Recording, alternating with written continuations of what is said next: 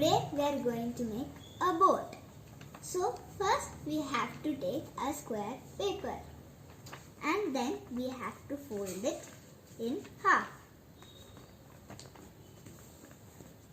Then we get a rectangle. Then we have to fold it again and make a square.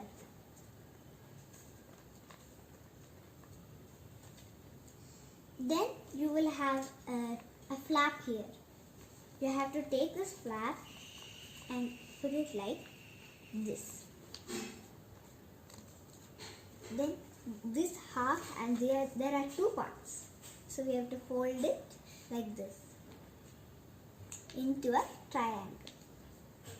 Then there is type of a pocket here, and we have to open the pocket like this and make a diamond.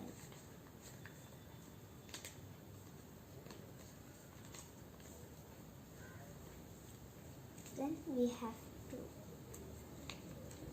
open our boat like this.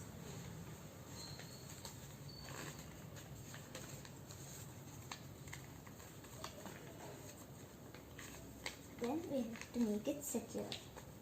And there you have it, your very own paper boat. Thank you.